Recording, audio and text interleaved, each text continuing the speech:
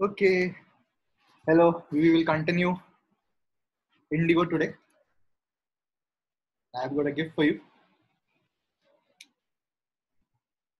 Admit.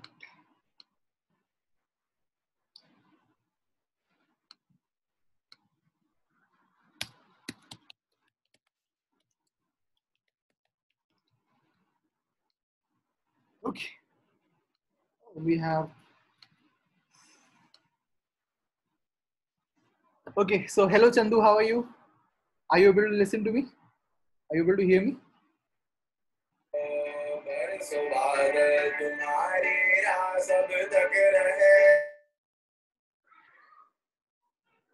Hello भैया। Hello भाई। और आई थिंक चंदू ने ज्वाइन करा है। तो चंदू, आप मेरे को सुन पा रहे हो?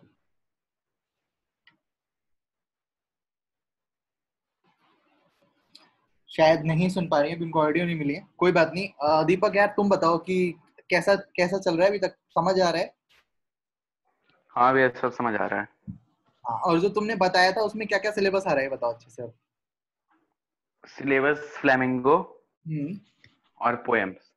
अभी सर ने भी क्लियर बताया नहीं है। सर बोल रहे मैं बताऊंगा, बट उन्होंने बोला कि विस्तार तो पढ़ाया नहीं अभी तक, तो फ्लेमिंगो ही है। अच्छा, ठीक है, कोई बात नहीं। तो जो फ्लेमिंगो तो हमारी ऑलमोस्ट हो ही गई क्लियर, मतलब जो उसके प्रोज है, हाँ, जो प्रोज पार्ट है अब बस फ्लेमिंगो रॉक का। ऑन करते हैं पेपर में। क्या? अब बस पेपर में अच्छे से लिख के आ जाऊंगा फाइनल। हाँ, और मैं तुम्हें यार बता भी दूंगा कौन कौन से इंपॉर्टेंट क्वेश्चन है उसमें। हर चैप्टर में दो दो तीन तीन इंपॉर्टेंट क्वेश्चन जो हमेशा आते हैं वो बता दूंगा। और जो पोयम है ना, पोयम मैंने ऐसे रिकॉर्ड करी है, पिछले हफ्ते रिकॉर्ड करी है, जो पोयम रिकॉर्ड करी है ना वो, और मैंने वो लाइन बाय लाइन करी है। तो वो बहुत अच्छे से अभी है, वहां पे जाके देख सकते मेरा हो। रिकॉर्डिंग बहुत बेस्ट है, हाँ, इसमें डिस्टर्बेंस नहीं है। तुम्हारी आवाज सीधा कट। आपकी बात सुनते जाओ, लाइन लाइन मार्क करते जाओ, बहुत सही है। रिकॉर्डिंग 15-17 मिनट की बहुत अच्छी है। अच्छा, किसकी सुनी थी रिकॉर्डिंग तुमने?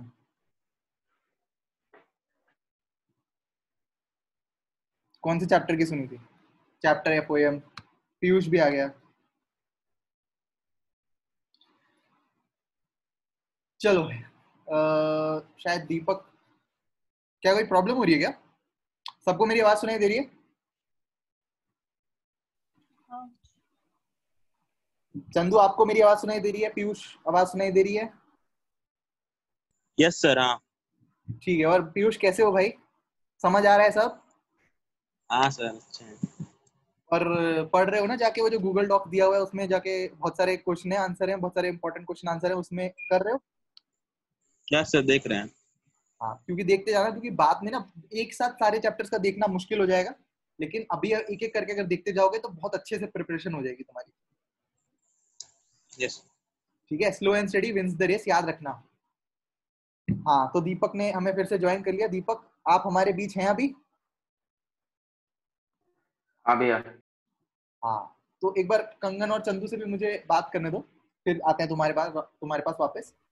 हाँ, तो कंगन आप, हेलो कंगन, आप कैसे हो? बस बढ़िया। ठीक है। तो इंडिगो कल जितना पढ़ाया था उतना समझ आया था? हाँ। हेलो। हाँ, आवाज बहुत धीरे आ रही है, पता नहीं क्यों आपकी। अभी आ रही है? अभी ठीक है? अब एकदम सही होगी, अब एकदम सही होगी। हाँ हाँ, हाँ, बोलो। तो मैं यही पूछ रहा था कि इंडिगो जितना कल तक पढ़ाया था उतना समझ आया था? हाँ हाँ। ठीक है। तो और एक बार चंदू से भी पूछ लेते हैं। चंदू, आप कैसे हो?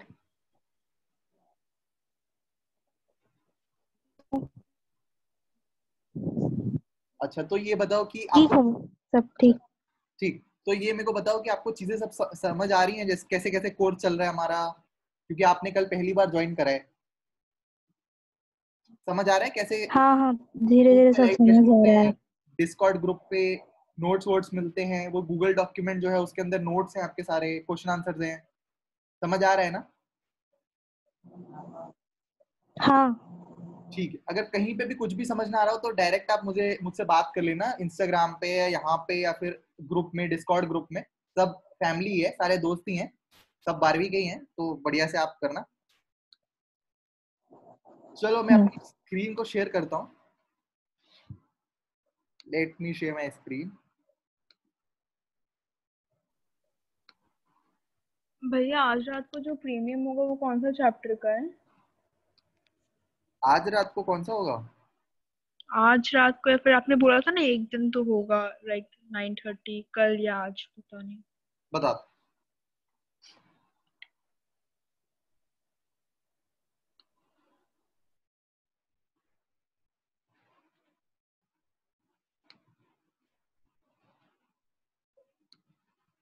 हाँ तो ये इंडिगो का आज क्या है? आज 31 है ना. हाँ तो आज होगा पहला पार्ट इंडिगो का, और कल होगा दूसरा पार्ट इंडिगो का, और आज जो रिकॉर्ड होगा वो परसों होगा प्रीमियर. ठीक है. आज तो सेकंड पार्ट ही होगा ना. कल मतलब रिकॉर्डिंग 2 में टूट गई थी ना. एक पहले की 30 मिनट बाद वो कुछ डिस्कनेक्ट हो गया था, याद है? हाँ हाँ तो हाँ. ये ऐसे करा था. ऐसा भी कर सकते हैं कि इन दोनों को आज ही प्रीमियर कर सकते हैं अगर चाहो तो. नहीं नहीं. जैसा चाहो कर सकते हैं, कोई दिक्कत नहीं. और मैं क्या कह रहा था कि मैंने ना पोयम जो थी, हाँ. पोयम बहुत अच्छे से रिकॉर्ड करी है ये वाली, पिक्चर्स के साथ. मतलब अगर मैं तुम्हें दिखाऊं, कौन अगर मैं तुम्हें कोई भी कौन सी वाली पोयम? जो फ्लेमिंगो की पोयम्स हैं. अच्छा, सारे मतलब. हाँ, पांचों. आपके सिलेबस में इस साल 5 पोयम है, और पांचों की पांचों हाँ मैंने बहुत अच्छे से रिकॉर्ड करी हैं.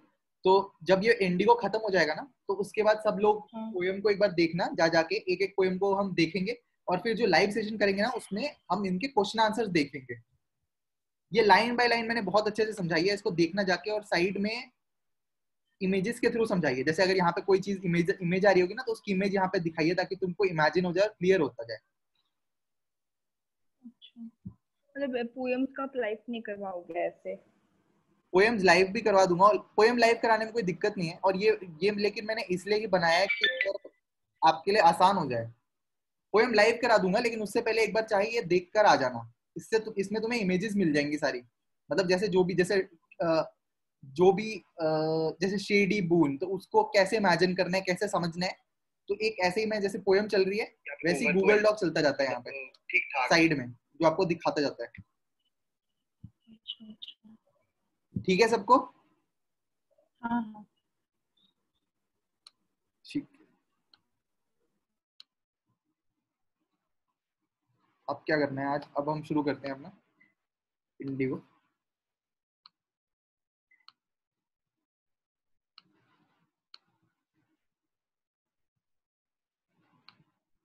ठीक है.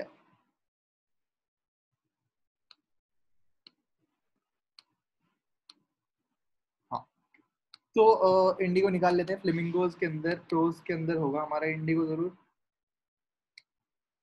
किसी को याद है हम कहाँ तक पहुंचे थे कल?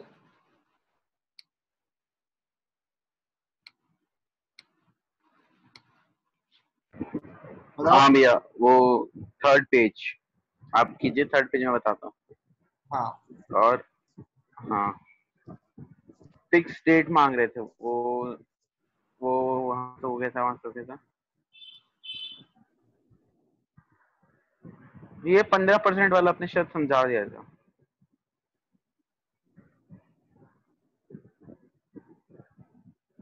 हाँ, द हाँ न्यू, हाँ यहीं से, द न्यूज ऑफ गांधी है. हाँ हाँ. तो शुरू करें सब लोग? बताओ, कंफर्टेबल हो ना? हाँ. ठीक. तो the news of Gandhi's advent and of the nature of his mission spread quickly to Muzaffarpur and to Champaran. और जैसे ही गांधी जी वहां पे आए, गांधी जी मुजफ्फरपुर आए हैं और रिसर्च करने इस बारे में.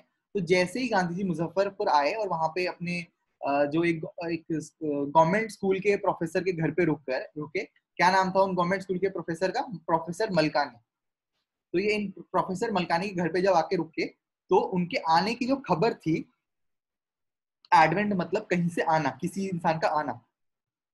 तो the news of Gandhi's advent मतलब गांधी जी के आने की जो खबर थी, and the nature of his mission. और वो इसलिए आए थे ताकि वो जो इनजस्टिस हो रही है हमारे पीजेंट्स के साथ, पेजेंट्स के साथ, जो गरीब फार्मर्स हैं उनके साथ जो इनजस्टिस हो रही है, जो शेयर क्रॉपर्स के साथ गलत काम करा जा रहा है, इंडिगो और 15% रूल के साथ ये जो गलत काम किया जा रहा है, उससे उनको आजादी दिलाने के लिए, ब्रिटिशर्स के खिलाफ आवाज उठाने के लिए गांधी जी मुजफ्फरपुर आए हैं। तो ये बात फैल गई, पूरी जगह जगह पे फैल गई। और कहाँ पे फैली? The nature of his mission spread quickly through Muzaffarpur and to Champaran. और मुजफ्फरपुर और चंपारण दोनों जगह पे फैल गई। एक चीज हम देखते हैं, बड़ी मदद करेगी वो चीज हमको।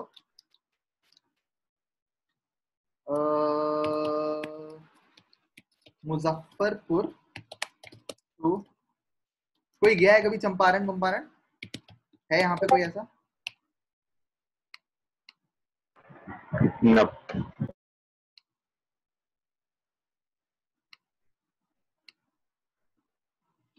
एक सेकंड, कंगन शायद ज्वाइन कर रही है एक बार। हम अगर मोतिहारी गया हूँ मैं, चंपारण। अच्छा, मोतिहारी गए हो, तो क्या क्या खाया मोतिहारी में? नहीं, कुछ वैसा सीन नहीं था, बाईपास करके गए थे, मतलब स्टेट क्रॉस किया था उस जगह से। अच्छा ये बताओ कंगन, आपका कहाँ से मिस हुआ आपका? मेरा स्टार्टिंग से मिस हो गया एक्चुअली, थोड़ा इंटरनेट प्रॉब्लम है आज तो इसलिए। कोई बात नहीं, इसीलिए हम रिकॉर्डिंग करते हैं, कोई दिक्कत। मैं आपको अभी बता दूंगा क्या कवर हुआ है। तो अभी तो मैं ये देख रहा हूँ कि मुजफ्फरपुर से चंपारण कितनी दूर है। तो ठीक है, देखो भाई, अच्छा। 5 घंटे। अबे पश्चिम बिहार क्यों दिखा रहे दोस्त? पश्चिम चंपारण, ओहो मैं पश्चिम बिहार और पश्चिम बिहार में बहुत फर्क है। ठीक है, ओके ओके। हाँ तो हाँ तो मुजफ्फरपुर टू चंपारण 5 घंटे 48 मिनट्स। 48 को हिंदी में क्या कहते हैं बिल्कुल मेरे को नहीं पता। तो 233 किलोमीटर से ज्यादा है डिस्टेंस। तो ये याद रखना, ये काम आएगा, ऐसी चीजें काम आती हैं। ठीक है, तो क्या डिस्टेंस है? हाँ 235। 233, 5 घंटे 48 मिनट्स का डिस्टेंस है बीच में। ठीक है, तो अच्छा खासा डिस्टेंस है। ठीक है, अब ये समझना, इस बात की गहराई को समझना, कोई लीव तो नहीं हो गया ना? ठीक, मैं कहाँ पहुंच गया यहाँ पे? एक सेकेंड रुक जाओ बस। अरे भाई,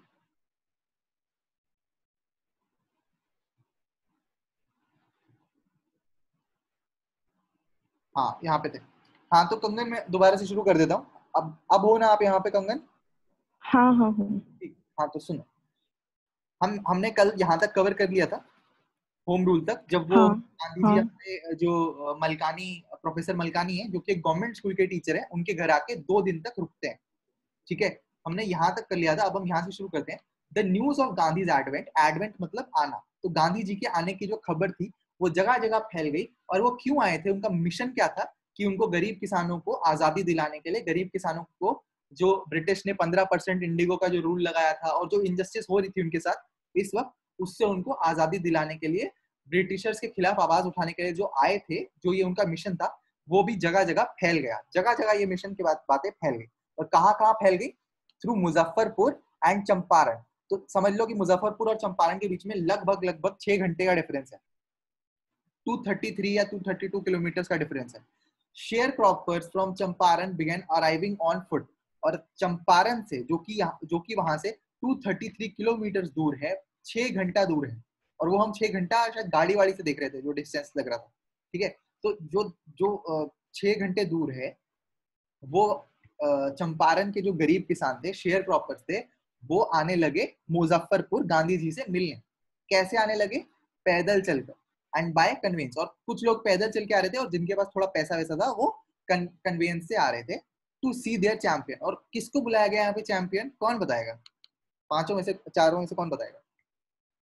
महात्मा गांधी। एग्जैक्टली, महात्मा गांधी। गांधी। बिल्कुल सही, बिल्कुल सही। तो वो जितने भी चंपारण और मुजफ्फरपुर के गरीब किसान थे, जिनके लिए वो गांधी जी आवाज उठाने आए थे, तो वो उनसे पैदल चल के चंपारण से मुजफ्फरपुर आ रहे थे ताकि वो उनसे मिल सके, अपनी व्यथा उनको बता सके, और इसीलिए वो उनको अपना चैंपियन मानते थे। ठीक है, मुजफ्फरपुर लॉयर्स, इसलिए मैं कहता था कि गांधी जी सुपरस्टार थे, इंडिया के, साउथ अफ्रीका के और इंग्लैंड के भी। Muzaffarpur lawyers called on Gandhi to brief him. और मुजफ्फरपुर के जो लॉयर्स थे, जो वकील थे, उन्होंने गांधी जी को बुलाया ताकि वो उनको सारा रिसर्च का डेटा दे सके, मतलब क्या क्या रूल्स लगाए ब्रिटिशर्स ने, क्या क्या हो चुका है पास्ट में। जैसे अगर तुम कभी भी कोई सीजन का पार्ट 2 देखते हो तो सीजन का पार्ट 1 की इंफॉर्मेशन पता होनी चाहिए ना। जैसे मिर्जापुर 2 आ रहा है तो मिर्जापुर 1 तो देखा होना चाहिए, तभी तुम समझ पाओगे कि कालीन भैया कौन है, ये कौन है ना। तो इसीलिए ही गांधी जी जो जो पहले हो चुका है चंपारण में, जो जो पहले हो चुका है मुजफ्फरपुर में गरीब किसानों के साथ, वो सब जानने के लिए गांधी जी ने मुलाकात करी मुजफ्फरपुर के लॉयर्स के साथ। To brief him they frequently represented peasants group in court. और पेजेंट्स के कुछ ग्रुप बन जाते थे जब भी, जैसे ये इनके साथ पेजेंट्स के ऊपर, जो गरीब किसान है उनके ऊपर इतना अत्याचार हो रहा था, तो उसको प्रोटेस्ट करने के लिए पेजेंट्स के ग्रुप बन जाते थे, जैसे यूनियंस होती है। तो जो यूनियंस बन जाती है उनको रिप्रेजेंट करने के लिए अक्सर किसान इन लॉयर्स के पास आया करते थे कि आप हमारी तरफ से लड़िए, आप हमारी तरफ से याचिका दाखिल करिए, ठीक है। They told him about their cases. और वो अपने केसेस के बारे में गांधी जी को, एक सेकंड, हाँ, तो उन्होंने अपने जो जो केस उन्होंने उठाए थे ब्रिटिशर्स के खिलाफ, किसके कहने पे उठाए, जो गरीब किसान की जो ग्रुप्स थे उनके कहने पे, जब जो जो केस उन्होंने फाइल करे थे ब्रिटिशर्स के खिलाफ, लैंडलॉर्ड्स के खिलाफ, वो उन सब का डेटा, उन सब की इंफॉर्मेशन गांधी जी को दी। एंड ऑल्सो ये भी बताया कि वो कितने पैसे लेते थे। अब मेरे को कोई बताएगा कि कौन कितने पैसे और किससे लेते थे? यहाँ पे इस लाइन का क्या मतलब? लॉयर्स पैसे लेते थे पीजेंट्स से। हाँ, बिल्कुल सही, राजेंद्र प्रसाद और बाकी जितने लॉयर्स थे वो कितने कितने पैसे लेते थे पीजेंट्स से। बिल्कुल बिल्कुल सही, बिल्कुल सही। Gandhi chided the lawyers for collecting big fee. और गांधी जी ने बहुत स्कोल्ड करा उनको, बहुत डांटा लॉयर्स को, वकीलों को, क्योंकि वो हमारे गरीब किसानों से, जो कि इतनी परेशानी झेले थे, उनसे इतनी बड़ी बड़ी फीस लेते थे। क्योंकि लॉयर जब केस लड़ते थे तो गरीब किसानों से फीस लेते थे, और वो फीस बहुत एक्सपेंसिव थी उन किसानों के लिए। इसीलिए गांधी जी ने उनको डांटा। किसको डांटा? लॉयर्स को। He said, I have come to the conclusion that we should stop going to law.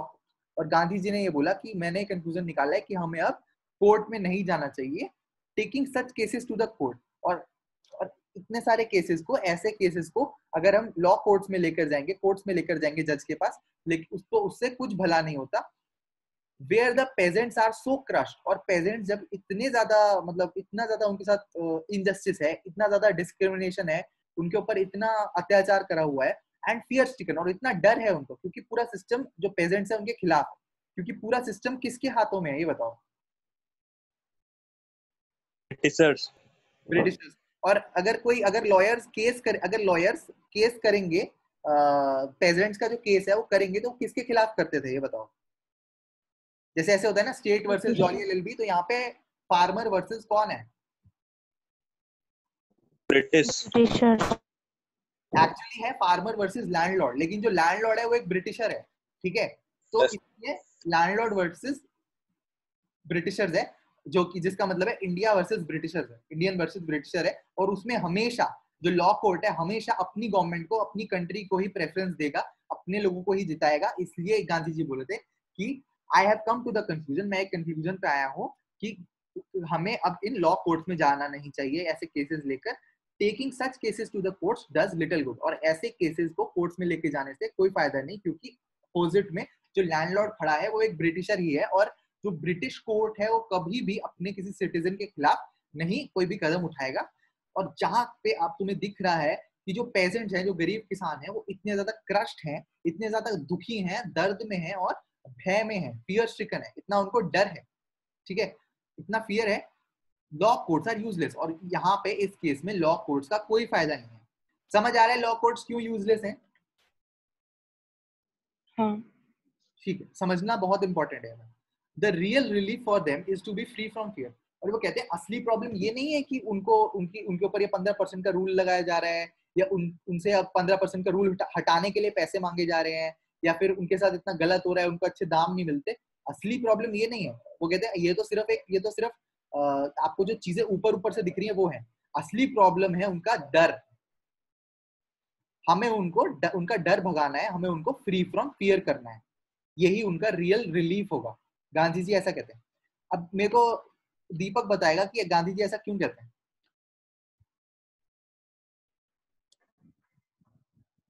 हाँ भैया, मतलब गांधी जी ऐसा क्यों कहते हैं कि हमें किसानों की असली प्रॉब्लम ये नहीं है कि अच्छा मतलब गांधी जी का मोटिव पैसा पाना, हाँ उनका मोटिव है लोगों को इंडिपेंडेंट करना, उनके डर से आजाद करवाना, एक हाँ छोटी सी ज्वाला उनके अंदर जो है उसको बाहर निकालना, मतलब उनकी फीलिंग्स को कि वो प्रोटेस्ट कर सकते हैं ब्रिटिश के खिलाफ।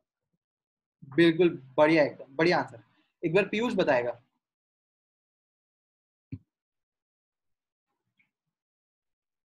पीयूष, हो ना तुम हमारे बीच अभी भी? Yes sir, yes sir. हाँ, तो गांधी जी ये क्यों कहते हैं कि उनकी असली जो फार्मर्स है उनकी असली प्रॉब्लम तो फियर है, ऐसा क्यों कहते हैं वो? क्योंकि सर वो डरे सहमे से रहते हैं, इसलिए। हाँ, एक बार कंगन भी बताएगी। सर वो मतलब गरीब है इस वजह से सर। हाँ ठीक है, कोई बात नहीं, एक बार। मेन प्रॉब्लम पीजेंट्स का फियर है कि वो लोग प्रोटेस्ट नहीं कर सकते, वो लोग ब्रिटिश के खिलाफ कुछ बोल नहीं सकते। लाइक जो ब्रिटिश ऑफिशियल्स है उन्होंने इनको इतना डरा के रखा है कि मतलब इनकी कुछ बोलने की हिम्मत नहीं होती, कि जो वो लोग बोलते वो इनको करना पड़ते। तो गांधी उन्हें मतलब एक तो उनका फेयर निकालना चाहता है मेन, तो ताकि वो लोग अपने लिए प्रोटेस्ट कर सके, मतलब अपने लिए खुद खड़े हो सके। बिल्कुल सही। और चंदू, आप कुछ ऐड करना चाहोगे इसमें? हाँ, अगर फियर होगा तो वो अपने लिए प्रोटेस्ट भी नहीं कर सकते, ब्रिटिशर के सामने फिर से वो दब भी जाएंगे ना, तो इसीलिए वो फियर निकालना चाहते थे। एग्जैक्टली, बात ये नहीं है कि वो 15% रूल आ गया था जो कि प्रॉब्लम था। बात ये थी कि वो लोग मिलकर इसका प्रोटेस्ट नहीं कर पा रहे थे क्योंकि वो बहुत ज्यादा डरते थे इस गवर्नमेंट से। वो इतना डरते थे कि उन्होंने वो 15% का रूल उन्होंने झेल लिया था। और अब जब वो ब्रिटिशर्स, जब जर्मनी में उनको एक सस्ता मिल गया इंडिगो का वर्जन, तो ब्रिटिशर्स ने क्या कहा, चलो हम तुम्हें 15% का रूल हटा देते हैं लेकिन उसके लिए तुम हमें पैसा दो।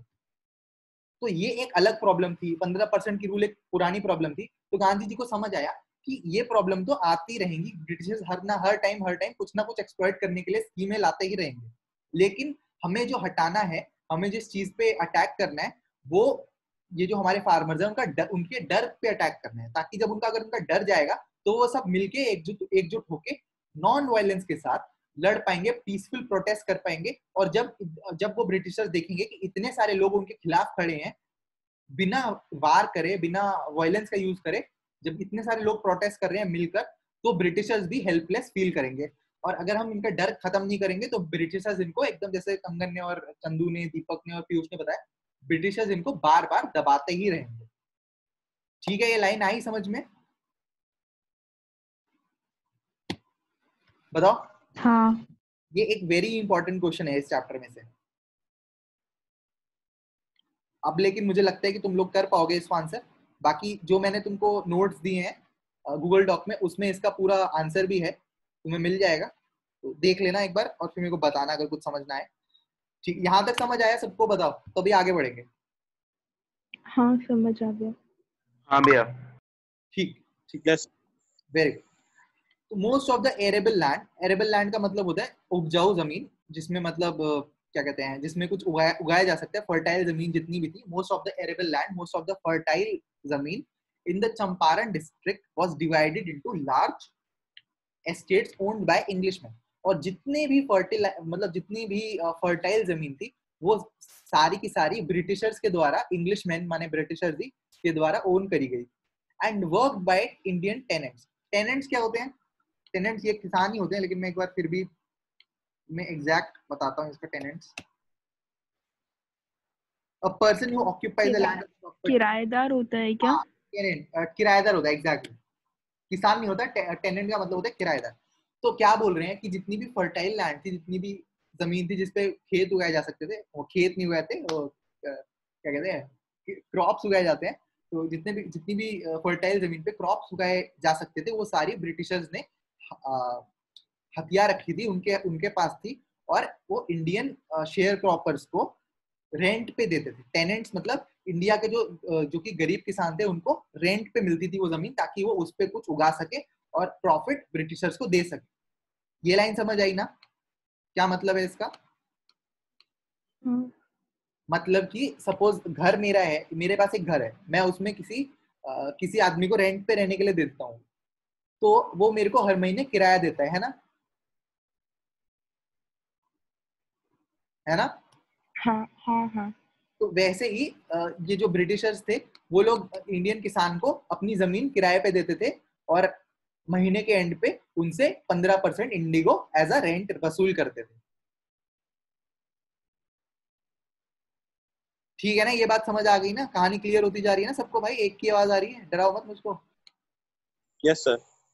हाँ हाँ ठीक। और दीपक, हमारे दीपक भाई कहाँ है?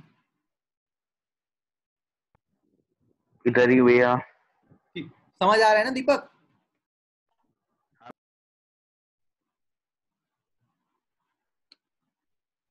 चल कोई बात नहीं।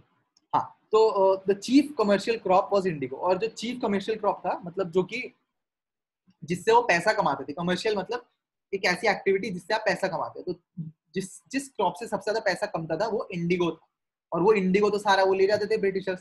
The landlords compelled all tenants, जितने भी गरीब किसान थे जिनको उन्होंने रेंट पे दे रखी थी अपनी जमीन, टू प्लांट 3/20 और 15% ऑफ देयर होल्डिंग, देखो आगे ना 15% के बाद 15% ऑफ देयर होल्डिंग माने जमीन with indigo, and surrender the entire indigo harvest as rent.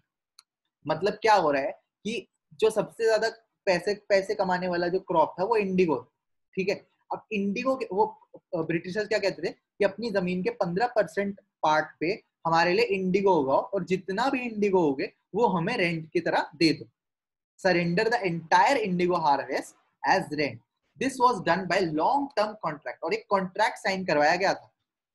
मतलब जिस जिस फार्मर को भी ब्रिटिशर्स ने अपनी जमीन दी थी खेती बाड़ी करने के लिए, उनसे ये कॉन्ट्रैक्ट लिखित में लिया गया था।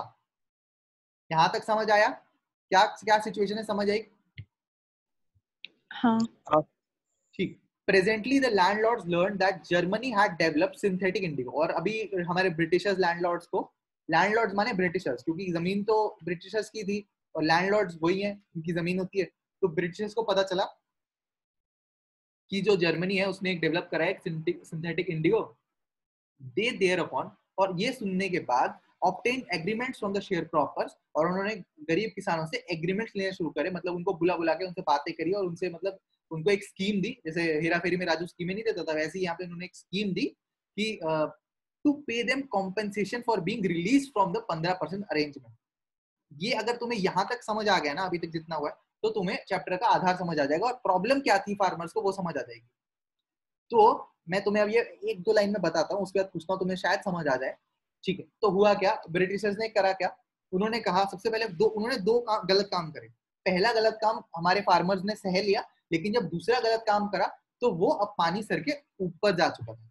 पहला गलत काम क्या था, उन्होंने सारे ब्रिटिशर्स सारे इंडियन फार्मर्स से, सारे पेजेंट से, शेयर क्रॉपर्स से, फार्मर्स से, किसानों से बोला कि भाई तेरे को देता हूँ इतनी जमीन, 100% जमीन अगर तेरे पास है, उसमें 15% जमीन पे उगा तू इंडिगो।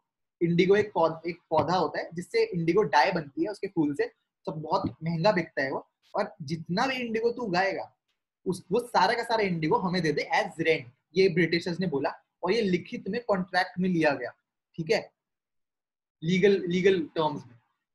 ये था पहला गलत काम। पहला गलत काम समझ आया सबको? हाँ सर। हाँ ठीक है, अब दूसरा एक बार फिर समझाना, मेरा थोड़ा अच्छे से भैया नहीं सुनता वापस है। रिपीट करिए ना, आपका ठीक नहीं था कनेक्शन। अच्छा ओके। हाँ, तो पहला गलत काम क्या था, ब्रिटिशर्स ने क्या चालाकी करी, उन्होंने देखा कि इंडिगो एक ऐसा, मतलब वो वैसे ही इंडिया को पूरा एक्सप्लॉइट करे थे, गुजरात से कॉटन, महाराष्ट्र से कॉटन एक्सपोर्ट कर रहे थे, ऐसे ही गलत एक्सप्लॉइट कर करके, तो उनको चाहिए थी डाई, और उन्होंने देखा कि इंडिगो जो डाई है वो बहुत इफेक्टिव है। मतलब इंडिगो क्या होता है, वॉयलेट कलर होता है एक तरीके से, कल दिखाया था ना पौधा दिखा था सबको कल, इंडिगो वाला। हाँ सर। तो इंडिगो क्रॉप, हाँ, इंडिगो का जो पौधा था ऐसा होता है वो, ये कलर बनता है उससे, तो ये कलर उनको चाहिए था ब्रिटिशर्स को। अब उन्होंने कहा कि ये कलर हमें इतने सस्ते में चाहिए, तो क्या करें हम? तो उन्होंने हमारे इंडियन फार्मर्स को अपनी जमीन, जो कि ब्रिटिशर्स ने इंडियन से ही हथिया रखी थी, जब उन्होंने इंडिया को गुलाम बनाया था, तो उन्होंने इंडिया की सारी जमीन अपने नाम पे कर ली थी, जितनी भी फर्टाइल जमीन, ठीक है। अब वो फर्टाइल जमीन वो कहते थे कि अगर कोई इंडियन फार्मर है उसको वो जमीन रेंट पे दे देते थे, ठीक है। लेकिन क्या एक कंडीशन रखते थे, क्या कंडीशन होती थी? वो कंडीशन ये होती थी कि जो अगर उसकी जमीन 100% जमीन उसको देते हैं तो उस 100% में से 15% में वो इंडिगो उगाएगा, ये वाला पौधा उगाएगा, ये वाला क्रॉप उगाएगा। और इंडिगो बहुत महंगा बिकता था और एक भी फूल इंडिगो का वो इंडियन फार्मर को नहीं देते थे बेचने के लिए। सारा का सारा इंडिगो वो एज रेंट, एज टैक्स काट लेते थे। काट इन द सेंस की बोलते थे कि ये हर महीने हमें ये इतना इंडिगो 15% इंडिगो, मतलब 15% लैंड पे उगा हुआ सारा इंडिगो हमें एज रेंट तुम दोगे। और ये लीगल एग्रीमेंट था, मतलब ये लिखित में ले लिया था उन्होंने हमारे फार्मर्स। क्लियर है? ये पहली प्रॉब्लम जो थी इन फार्मर्स की। हाँ हाँ भैया। चंदू अब क्लियर है आपको? हाँ हाँ ठीक। तो ये उन्होंने सहेली, मतलब ये बात उन्होंने सहेली, मान ली, चलो ठीक है भाई हम तो गरीब हैं और तुम अमीर हो, तो चलो ठीक है मान ली, तुमने कह दिया हमने मान ली। अब क्या हुआ? अब ब्रिटिशर्स ने देखा जर्मनी एक कंट्री है जहाँ पे, जर्मनी एक कंट्री है, ठीक है। तो उस कंट्री के जो साइंटिस्ट और रिसर्चर्स थे उन्होंने एक ऐसा आर्टिफिशियल इंडिगो पिगमेंट बनाया जिससे हमारा इंडिगो कलर बहुत सस्ते में तैयार हुआ जा सकता था। इतनी मेहनत, इतना पौधा वौधा उगा के इसकी कोई जरूरत नहीं, उन्होंने एक शॉर्टकट से इंडिगो बनाने का तरीका निकाल लिया था। अब क्या हुआ, जब इंडिगो बनाने का शॉर्टकट तरीका ब्रिटिशर्स को पता चला तो उन्होंने कहा ये तो सब बर्बाद हो गया, हमारा कोई फायदा नहीं है इतना इंडिगो उगाने का जब इतने आसानी से इतने सस्ते में मिल जाएगा। तो उन्होंने क्या कहा, फार्मर्स को बोला इधर आ, अगर तेरे को इस इंडिगो उगाने की एग्रीमेंट से बाहर निकलना है कि तू 15% इंडिगो मत उगा हर महीने हमारे लिए, अगर तू ये चाहता है तो हमें पैसे दे दे और हमसे एग्रीमेंट वापस ले ले। मतलब एग्रीमेंट वो ब्रिटिशर्स खुद चाहते थे एग्रीमेंट तोड़ना, और इसलिए इंडियंस को बोल रहे थे, इंडियन फार्मर्स को बोल रहे थे कि हमें पैसे दो तो हम तुम्हारा एग्रीमेंट हटा देंगे जो पहले साइन करवाया था। समझ आई दूसरी बात? दूसरी प्रॉब्लम क्या थी? हाँ हाँ,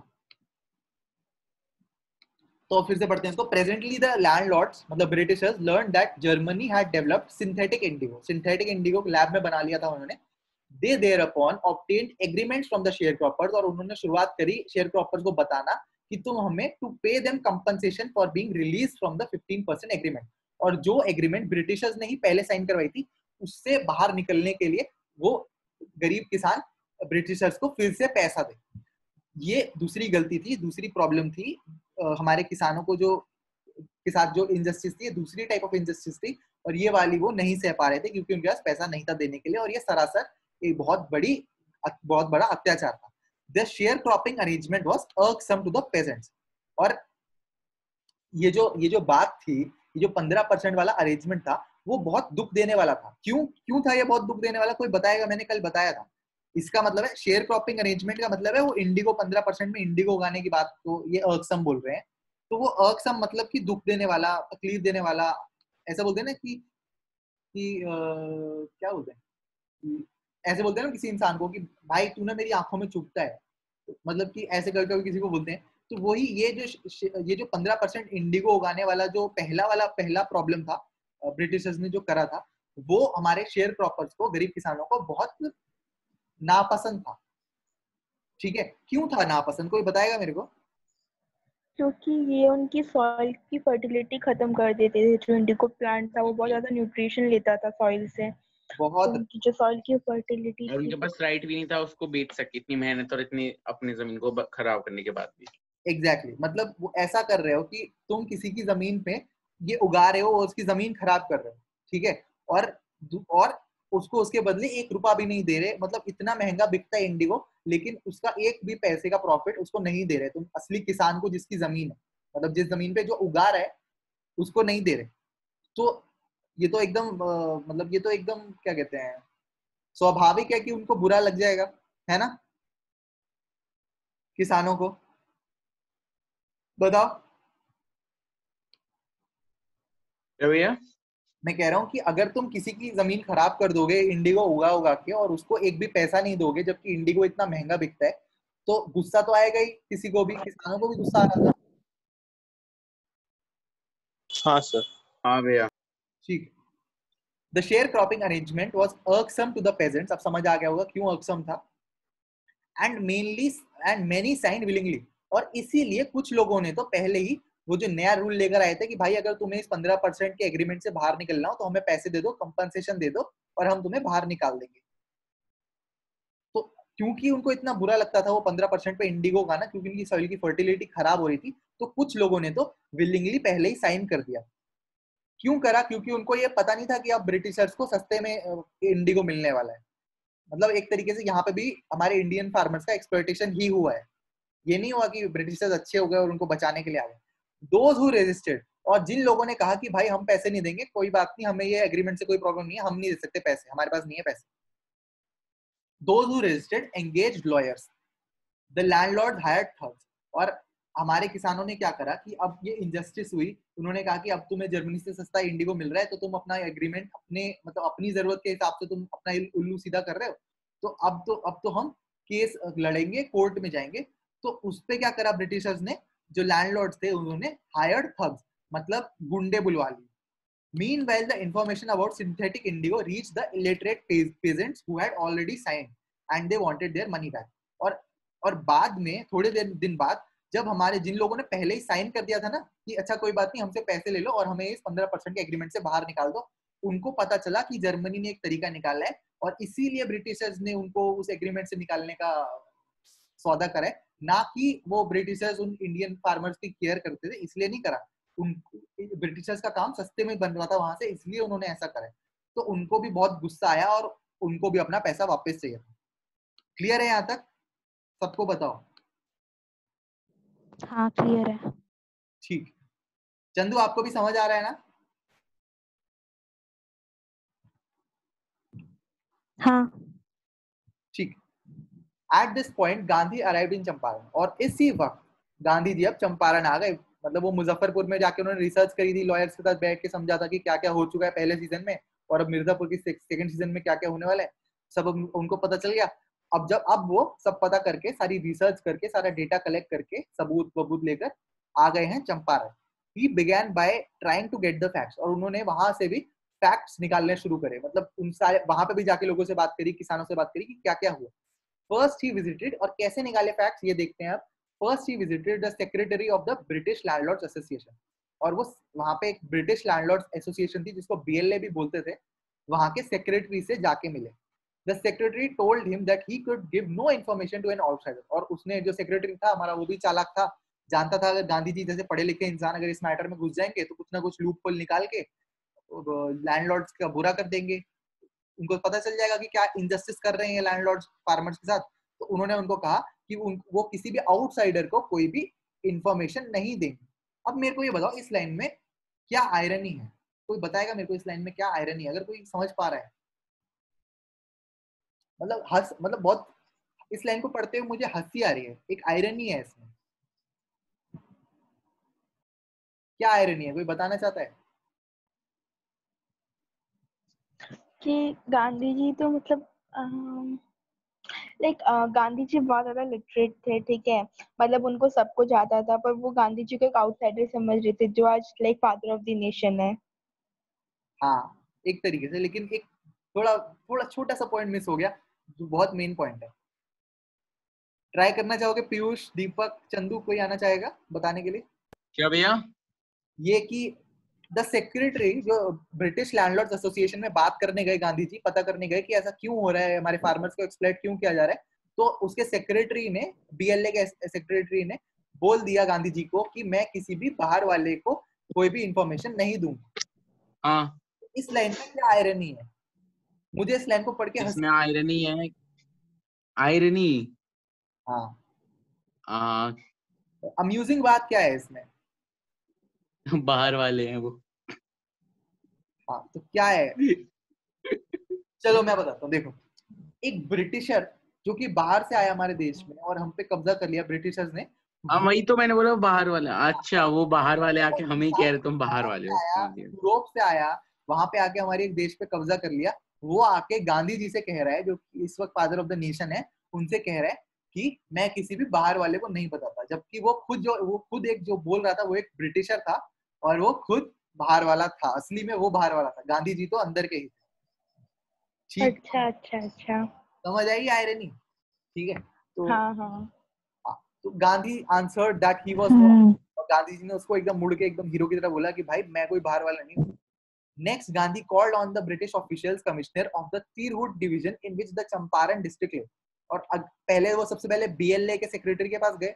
पहला स्टेप तो ये निकाला उन्होंने फैक्ट्स पता करने के लिए। वहां पे उनको बोल दिया गया कि मैं किसी भी बाहर वाले को नहीं जवाब दूंगा, मैं किसी भी बाहर वाले को कोई इन्फॉर्मेशन नहीं दूंगा, सेक्रेटरी ने बोला था, याद रखना, ठीक है। उसके बाद अब गांधी जी नेक्स्ट स्टेप क्या लेते हैं, वो called on the British official commissioner, और British official commissioner of the Tirhut division. तो चंपारण की जो कैपिटल है वो तिरहुट है, और वही है ना चंपारण की कैपिटल। एक बार पक्का कर लेता हूँ मैं बोलने से पहले। ना ना ना ना, वो मुजफ्फरपुर है। नहीं भाई, मुजफ्फरपुर तो नहीं हो सकता। राजेंद्र प्रसाद जी का घर कहाँ पे था, वही कैपिटल है।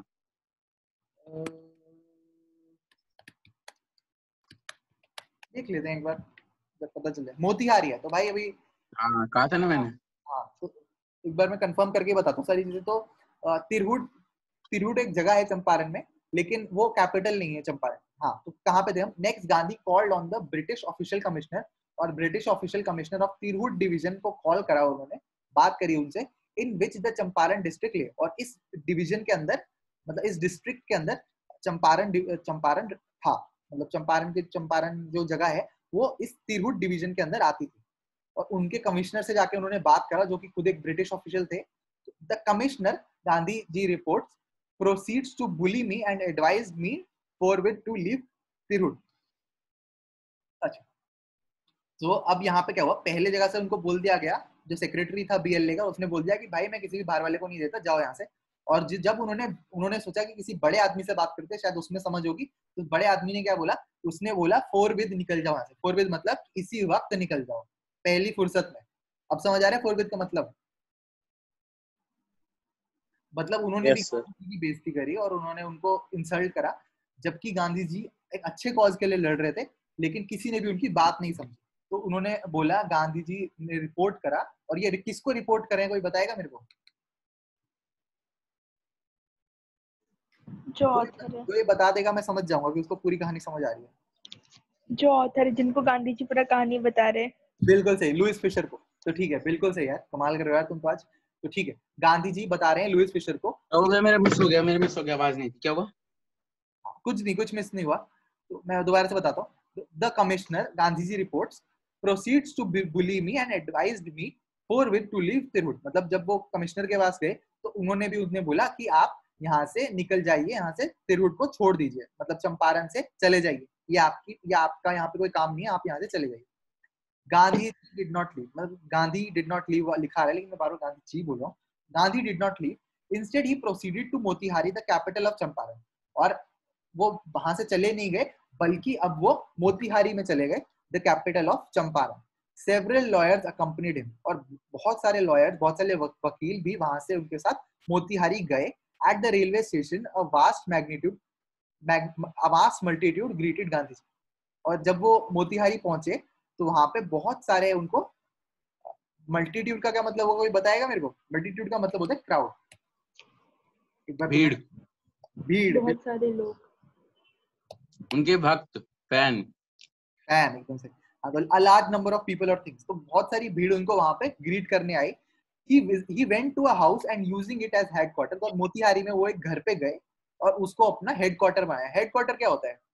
हम बोलते हैं Facebook headquarters, Google headquarters, official place of anything, sir जो ऑफिशियल प्लेस होता है किसी भी चीज का। एग्जैक्टली, जैसे कि अगर तुम फिटजी की देखो तो फिटजी का जो हेडक्वार्टर है वो कालूसराय में है। इसका मतलब कि जो उसका मेन सेंटर है, जहां से सारे ऑपरेशनल इंस्ट्रक्शन निकलते हैं, वो होता है headquarter.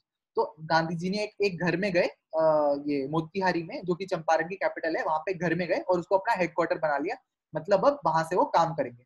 And continued his investigations from there, और वहां से अपनी इन्वेस्टिगेशन चालू करी। A report came in that a peasant has been maltreated in a nearby village, और एक रिपोर्ट आई कि एक गरीब किसान जो है वो, उसके साथ मैल ट्रीटमेंट हुआ है, उसके साथ बुरा व्यवहार हुआ है, डिस्क्रिमिनेशन हुआ है एक नियर बाय विलेज में, पास के किसी गांव में एक गरीब किसान के साथ मैल ट्रीटमेंट हुआ है। और गांधी जी डिसाइडेड टू गो एंड सी, और गांधी जी ने कहा मैं चल के उसे देखता हूँ। ही हैड नॉट प्रोसीडेड फार, और वो अपने वो जो हेडक्वार्टर था उससे ज्यादा बाहर नहीं गए थे, ज्यादा दूर नहीं गए थे, when the police superintendent's messenger overtook him, और हाथी पे जा रहे थे on the back of an elephant Gandhi ji, और ज्यादा दूर नहीं गए थे, तभी उन्हें पुलिस के सुपरिटेंडेंट के जो मैसेंजर होते हैं उन्होंने ओवरटुक कर लिया था and ordered him to return to town. Overtook कर लिया उसको गांधी जी को उनने, और उनको बोला कि तुम टाउन छोड़ के चले जाओ, ऐसा सुपरिटेंडेंट ने कहा है गांधी जी से। गांधी कॉम्प्लाइड, और गांधी जी रुके, बात सुनने के लिए रुके। The messenger drove Gandhi home where he served him with an official notice to quit Champaran immediately. और अब क्या हुआ, अब क्या हो रहा है यहाँ पे, गांधी जी हाथी पे बैठ के कहाँ जाने के लिए निकले थे बताओ? पास के गांव में जहाँ एक फार्मर के साथ मैल ट्रीटमेंट हुआ है। हाँ एग्जैक्टली। तो जब वो जा रहे थे वहां पे, तभी एक पुलिस के सुपरिटेंडेंट का मैसेंजर आया, उसने गांधी जी के हाथी को ओवरटेक करा और उन्हें रोका और बोला कि आप अभी वापस चलिए जहां से आप आ रहे हैं, मतलब वो जिस घर से हेडक्वार्टर से आ रहे हैं वहां पे, उनको वहां पे बोला कि वहां पे चलिए, ये सुपरिटेंडेंट का ऑर्डर है। तो गांधी जी कॉम्प्लाइड, मतलब गांधी जी ने ये बात मान ली। The messenger drove Gandhi home, और मैसेंजर के साथ वो गाड़ी में बैठकर वो उसी हेडक्वार्टर में वापस गए, जहां पे उनको ऑफिशियल नोटिस मिला। क्या ऑफिशियल नोटिस मिला? कि उनको बोला गया कि आप चंपारण को फटाफट छोड़ दीजिए, इमीडिएटली, इसी वक्त आप चंपारण से चले जाइए। ये क्यों, कोई ऐसा क्यों कर रहा होगा बताओ? बिकॉज उनको पता था कि अगर गांधी जी फॉर्म में आ गए तब तो उनका बर्बादी है। मतलब तब तो वो जो 15% वाला खत्म कर देंगे, ब्रिटिश का भी बहुत सारा प्रॉब्लम्स क्रिएट हो जाएगा। हाँ, क्योंकि उनके पास कोई सबूत भी वैसा नहीं था कि इनको बंद कर सके। एग्जैक्ट। एक प्रेशर था कि कुछ गलत भी नहीं कर सकते, तो इनडायरेक्टली कुछ भी करके चाह रहे थे रुकवाना। और गांधी जी की हिस्ट्री थी कि वो साउथ अफ्रीका में भी ब्रिटिशर्स की बैंड बजा चुके थे, ठीक है, वहां पे भी खेल कर चुके थे ब्रिटिशर्स के साथ। तो वो जानते थे ब्रिटिशर्स की गांधी जी कैसे इंसान है, एकदम सुपरस्टार इंसान है, और वो इसलिए चाहते थे कि गांधी जी चंपारण से फटाफट चले जाए। Gandhi signed a receipt for the notice, और एक जब आपके ऊपर कोई ऑर्डर आता है किसी भी सुपरिटेंडेंट का, तो आपको एक रिसिप्ट साइन करनी होती है, और गांधी जी ने भी वो रिसिप्ट को साइन करा and wrote on it that he would disobey the order, और उन्होंने उस पर लिखा कि वो इस ऑर्डर को डिसओबे करेंगे, इस ऑर्डर को नहीं मानेंगे।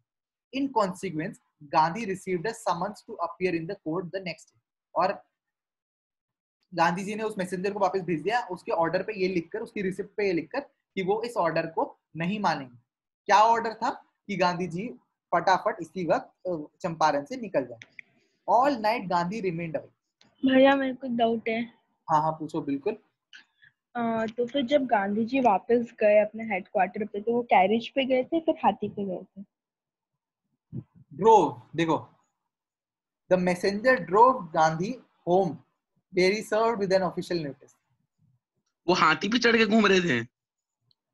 देखो, गांधी जा रहे थे, हाय राम, क्या नवाबी थे। छोटी मोटी पर्सनालिटी नहीं थे गांधी जी। गांधी जी जब जा रहे थे, वो भीड़ चलती है ना उनके साथ, इसलिए हाँ, थोड़ा ऊंचाई पे रहते। हाँ, वाह भाई वाह। तो फिर उन्होंने अपना हाथी वहीं पे छोड़ दिया। हाँ भाई, तो अब भाई तुम्हें अगर पुलिस का सुपरिटेंडेंट ऑर्डर लेकर आया है तुम्हारे पास, तो तुम ऐसे उसको हाथी पे थोड़ी जाओगे, है ना? वो बोलो आता हूँ मैं अभी हाथी पे, 10 साल बाद तुम चलो, कोई बात नहीं, खाना खा के जाना है, ऐसी बातें थोड़ी कर सकते हैं गांधी जी, तो है ना? जब अगर कोई पुलिस की एक गवर्नमेंट, और यार इस वक्त तुम गवर्नमेंट बोलते हो तो तुम्हें एकदम से समझ आता है गवर्नमेंट इस वक्त क्या है। इस वक्त एक इंडियन गवर्नमेंट है, लेकिन उस वक्त एक ब्रिटिश गवर्नमेंट थी, तो तुम ऐसे लीनियंट नहीं हो सकते कि भाई अच्छा मैं घर आता हूँ भी हाथी में 1 घंटा लगेगा, तुम पहुंचो 25 मिनट में, ऐसे थोड़ी कर सकते थे गांधी जी। गांधी जी उसकी गाड़ी में बैठकर वो उसको चला के लेकर गया, और गाड़ी थोड़ी ना था, कैरेज था ना। हाँ मतलब जो भी, मतलब एक व्हीकल था बेसिकली। अब ये तो नहीं बताया उन्होंने क्या था, लेकिन एक व्हीकल था, क्योंकि अब ड्रोव लिखा है ना। हाँ, मतलब वो मैसेंजर की गाड़ी में बैठ के गए थे। हाँ एकदम सही, एग्जैक्टली। ओके ठीक। तो Gandhi signed a receipt for the notice and wrote on it that he would disobey the order. यहाँ तक सबको समझ आया? चंदू आप बताओ, पीयूष, दीपक और कंगन तो हमारे सुपरस्टार हैं। हाँ समझ आएगा। ठीक, पीयूष आपको भी आ गया ना समझ? Yes sir. ठीक, कुछ भी, कोई भी छोटी चीज भी अगर ना समझ आए तो बिल्कुल रोक के पूछना। अच्छा है, ठीक है, चलो। इन कॉन्सिक्वेंस गांधी रिसिप्ट, और उन्होंने क्योंकि वो जो ऑर्डर था उसको मतलब मना कर दिया था, बोल दिया था कि मैं डिसोबे करूंगा इस ऑर्डर को, नहीं मानता इस ऑर्डर को, ये मुझे मान्य नहीं है। उन्होंने बोला, तो कॉन्सिक्वेंस में इसके रिजल्ट में Gandhi received a summons to appear in the court the next day. Summons क्या होता है? जब एक कोर्ट का लेटर आपको कोर्ट में बुलाने के लिए एक लेटर आता है ना आपके, उसको समन्स कहते हैं। तो गांधी जी को कोर्ट में बुलाया गया अगले दिन ही। All night Gandhi remained awake, और पूरी रात गांधी जी सो नहीं पाए। He telegraph Rajendra Prasad to come from Bihar, और उन्होंने राजेंद्र प्रसाद को बिहार से आ जाने के लिए बोला। विद इन्फ्लुएंशियल फ्रेंड्स, और उन्होंने बोला कि अगर तुम्हारे कोई फ्रेंड्स है जिनके पास इन्फ्लुएंस हो, जो कि हमारी हेल्प कर सके हमारा केस लड़ने के लिए, यहाँ पे जो इनजस्टिस हो रहा है उसमें हेल्प कर सके, तो उनको भी लेकर आ जाओ, अपने लॉयर फ्रेंड्स को या कोई भी influential friends. He sent instructions to the ashram. He wired a full report to the viceroy. और ये जो लाइन है ये गांधी जी की प्लानिंग और प्रिपेयर्डनेस को दर्शाती है कि गांधी जी को पता है अगले दिन उनको कोर्ट बुलाया, शायद उनको जेल भी हो सकती है ना, क्योंकि उनके हाथ में तो नहीं है, गवर्नमेंट तो ब्रिटिशर्स की है। तो वो पूरी रात नहीं सोए। उन्होंने क्या क्या काम करा? राजेंद्र प्रसाद को उन्होंने टेलीग्राम लिखा कि भाई बिहार से आ जाओ, और जितने भी अपने दोस्त हैं जिनके कुछ कुछ कॉन्टैक्ट्स हैं, जो हमारी मदद कर सकते हैं, हमारे गरीब किसानों की मदद कर सकते हैं केस लड़ने के लिए, उनको ले आओ, क्योंकि हो सकता है मेरे को जेल हो जाए। ही सेंट इंस्ट्रक्शंस टू द आश्रम, और अगर वो जेल चले गए तो आश्रम कौन संभालेगा, इसलिए उन्होंने आश्रम में भी ये बता दिया कि शायद मेरे को जेल हो जाए, और कुछ अगर उनको कुछ इंपॉर्टेंट आश्रम में इन्फॉर्म करना था तो वो भी उन्होंने कर दिया। He wired a full report to the viceroy, और जो वाइसरॉय था इंडिया में उस वक्त, जिसको एंड में सब लोग साइमन गो बैक कर रहे थे, लेकिन वो तो एंड में आया था वो वाला वाइसरॉय। इस वक्त जो वाइसरॉय था वो अलग वाइसरॉय, एक इंडियन स्टेट के लिए गवर्नर टाइप का पोजीशन होता है, मतलब पूरी स्टेट के लिए गवर्नर टाइप का पोजीशन होता है। तो वाइसरॉय को भी सब कुछ बता दिया, मतलब वाइसरॉय को भी पूरी की पूरी रिपोर्ट वायर कर दी। इसका मतलब क्या है, कोई बताएगा मेरे को? तो ये जो वाइसराय था वो इंडियन था क्या? नहीं, ये मतलब एक जो कंपनी था, जो ईस्ट इंडिया कंपनी, उसका रिप्रेजेंटेटिव था, एक हेड। अच्छा एक बात बताता हूँ मैं तुमको। कभी कोई किसी सुपर मार्ट या कभी किसी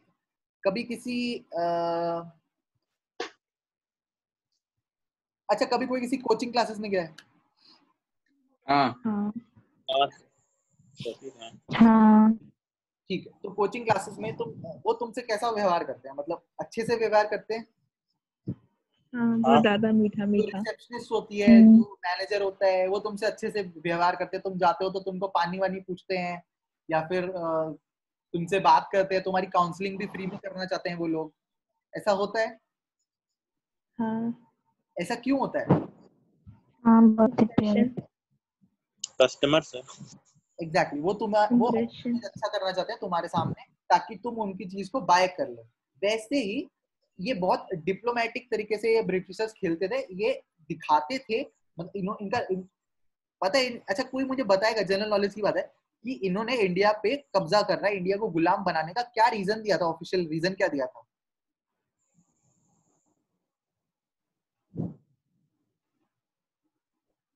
ये बोलते थे कि हम इंडिया को एजुकेट कर रहे हैं।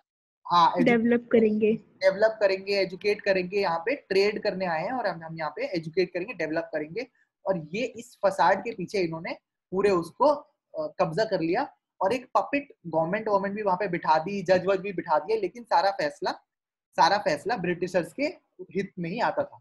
तो बेसिकली यहाँ पे क्या होता है कि ब्रिटिशर्स ने एक झूठा कोर्ट, झूठा सिस्टम आंखों पे पर्दा लगाने के लिए बिठाया है, कि ऐसा लगे इंडियंस को, ऐसा इमेज क्रिएट हो कि एक जस्टिस हो सकती है, एक कोर्ट है, एक पुलिस है और एक गवर्नमेंट है। लेकिन असली में सब कुछ एक फसाड था, सब कुछ ब्रिटिशर्स का खुद का था, जो कि जिसपे विश्वास नहीं कर सकते थे, और वो हमेशा ब्रिटिशर्स का ही फायदा करने के लिए बनाया गया था। तो ऐसा अगर अब ऐसा दिखाया नहीं था उन्होंने। देखो मैं क्या बोलना चाहता हूँ कि वो ऐसा दिखाना चाहते थे कि हम एक जस्ट गवर्नमेंट है, वो ऐसा दिखाना, जस्टिस देंगे हम तुमको, ऐसा दिखाना चाहते हैं, हम तुम पे रूल नहीं कर रहे। वो कभी भी इंडियंस को ये नहीं मास को ये नहीं दिखाना चाहते थे कि हम तुम पे रूल कर रहे हैं। अगर वो ये दिखा देते, अच्छा मेरे को अब ये इस सवाल का जवाब दो फटाफट, कि अगर कोई कंट्री किसी कंट्री पे आके कब्जा करे और बोले कि मैं तुझ पे कब्जा कर रही हूँ कंट्री, अब तू मेरी गुलाम है, तो क्या जो दूसरी कंट्री जिस पे कब्जा करा जा रहा है वो अपने ऊपर कब्जा होने देगी? नहीं। ब्रिटिशर्स ने भी यही करा। उन्होंने आके पहले ट्रेड करा, फिर उन्होंने बोला कि हम तुम्हें एजुकेट करेंगे, फिर उन्होंने बोला कि हम तुम्हें डेवलप करेंगे, और धीरे धीरे करके बहुत अच्छा एक गुडी गुडी चेहरा बनाकर हम पे कब्जा कर लिया। ठीक है, तो वो ऐसे पब्लिक में नहीं बोलते थे कि हम तुम पे राज करते हैं, तुम हमारे गुलाम। अगर ऐसा बोलते तो इंडिया के ऊपर कभी भी कब्जा नहीं कर पाते, लेकिन वो डिप्लोमेटिकली बेवकूफ बनाते थे, डिप्लोमेटिकली खेलते थे। वो ऐसा दिखाते थे कि एक कोर्ट है, एक जज है, एक पुलिस है, लेकिन सब कुछ असली में खरीदा हुआ था ब्रिटिशर्स के द्वारा, सब कुछ ब्रिटिशर्स का ही था। ठीक है, और जो वॉइस राय है वो एक बहुत बड़ा पढ़ा लिखा पोजीशन में बैठा है, और गांधी जी उसको क्यों करते हैं, क्योंकि वो as a law, as a rule कभी भी इनजस्टिस करने के लिए लाइबल नहीं है। मतलब वो कभी भी इनजस्टिस नहीं कर सकता एज अ रूल। उसकी मतलब ये ड्यूटी है देखने के लिए वाइसराय की, कि वो सब जगह रूल करता है वाइसराय, सारे क्या कहते हैं उसको, सारी चीजें देखता है वो उस जगह की। तो वो मतलब एज अ उसकी जॉब डिस्क्रिप्शन में एक पॉइंट है कि वो जस्टिस देखता है। तो गांधी जी उसको सारी की सारी सिचुएशन पहले से ही बता देना चाहते थे, इससे पहले कि जो दूसरे ब्रिटिशर्स की तरफ से लोग उसे कुछ ना कुछ और बताएं। ठीक है, समझ आ रहे हैं ना यार? हाँ भैया। हाँ। तो morning found the town of Motihari black with pageants. और मोतिहारी अगले दिन जब सबको ये पता चला, गरीब किसानों को पता चला कि उनके लिए जो उनका चैंपियन केस लड़ने आया है उसके साथ तो इतना गलत हो रहा है, उसको अगले दिन कोर्ट में बुला लिया है, उसको जेल हो सकती है। तो सारे के सारे मोतिहारी में जितने भी पेजेंट्स थे, मुजफ्फरपुर के, चंपारण के, आसपास जगहों के, बिहार के जितने भी पेजेंट्स थे, सब आकर मोतिहारी में उन्होंने सड़कें काली कर दी। मतलब सड़कों में भर गए, भीड़ इकट्ठा हो गई बहुत सारी, इतनी की सारी सड़कें काली लगने लगी, पूरा का पूरा मोतिहारी का टाउन काला लगने लगा। मतलब इसका क्या मतलब है? इसका मतलब ये है कि भीड़ पूरी मोतिहारी में भर गई, और इतनी भीड़ थी वो, क्योंकि वो चंपारण से, क्योंकि वो मुजफ्फरपुर से और अदर पार्ट्स ऑफ बिहार से आई। They did not know Gandhi's record in South Africa. और उनको तो ये भी नहीं पता था कि गांधी जी ने साउथ अफ्रीका में भी इंडिपेंडेंस और डिस्क्रिमिनेशन के लिए बहुत सारी लड़ाइयां लड़ी हैं, उनको नहीं पता था ये बात, लेकिन फिर भी वो आए। They had merely heard that a mahatma, और उन्होंने सिर्फ ये सुना था कि एक बहुत महात्मा आदमी who wanted to help them was in trouble। और एक आदमी जो उनका केस लड़ने आया था, जो उनको मदद करने आया था, आज वो मुसीबत में था विद द अथॉरिटीज। और अथॉरिटीज उसको, उस पर भी अत्याचार कर रही थी, उसको भी कोर्ट में बुला लिया था और उसको जेल में डालने वाले थे। Around the court house was the beginning of the liberation from the fear of British. और यहाँ पे हमारे ऑथर हमको बताते हैं कि यहाँ पे पहली बार जो गांधी जी का जो सपना था कि मैं इन फार्मर्स को इनके डर से आजादी दिलाऊंगा, यहाँ पे वो सपना पूरा होना शुरू हो गया, क्योंकि पहली बार इतने सारे किसानों ने मिलकर यूनिटी के साथ, नॉन वायलेंस के साथ प्रोटेस्ट करा, और वो इतने सारे लोग लिबरेशन के लिए लड़ने आए। क्लियर हो गया यहाँ तक? यहाँ तक क्लियर है? कोई सवाल है कंगन आपके पास यहाँ तक? ना, नहीं है। और किसी के पास कोई सवाल है?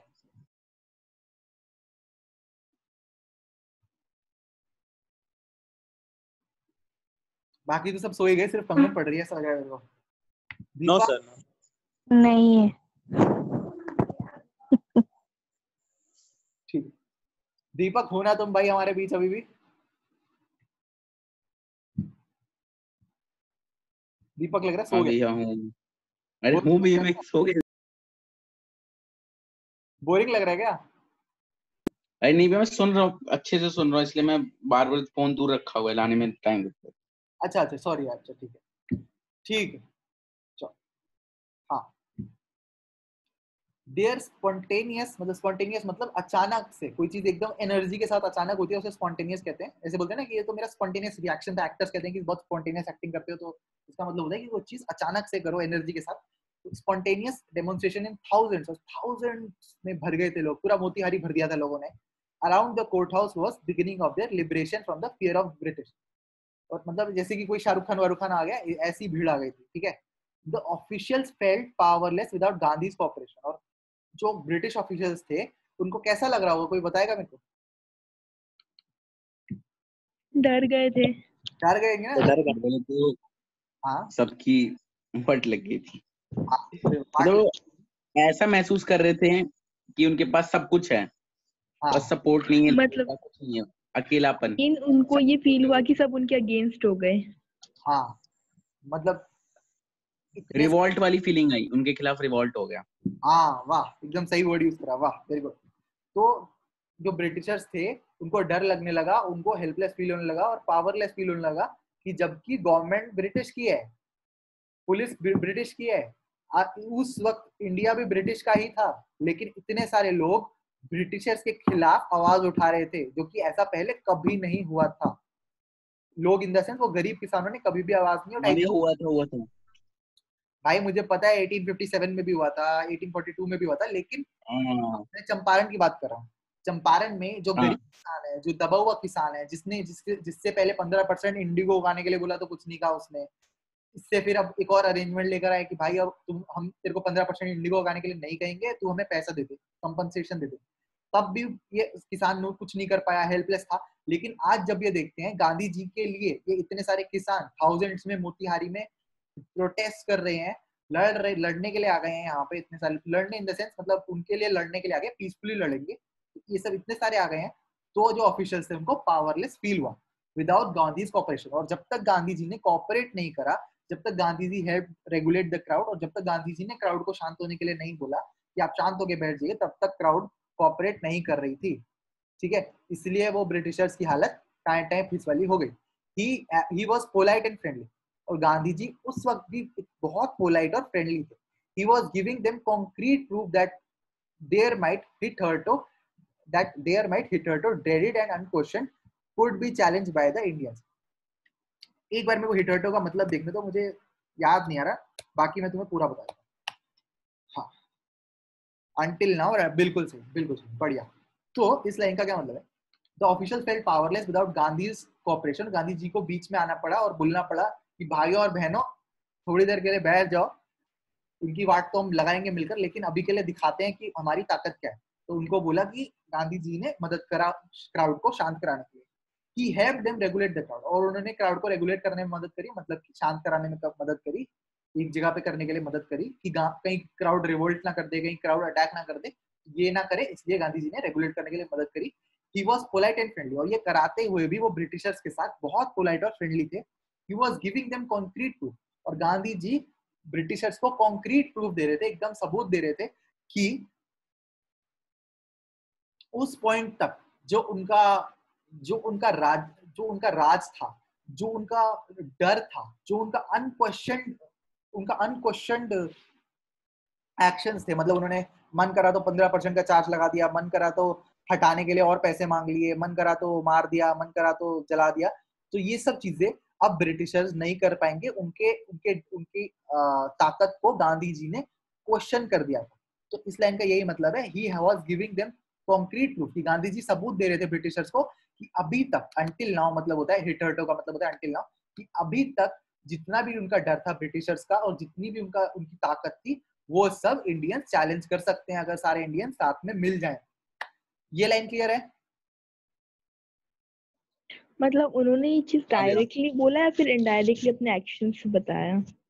इनडायरेक्टली बताया। कैसे बताया? सपोज एक, कहाँ है हमारा रिट्वीज करते हैं, चलो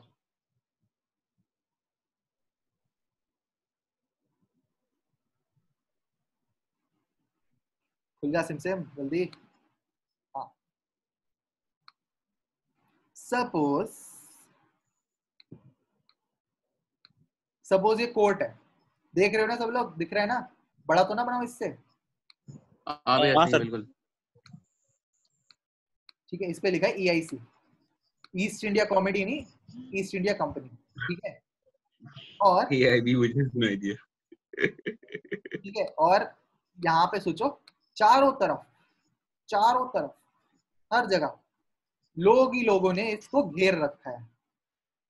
ठीक है, और यहाँ पे एक मंच लगा है,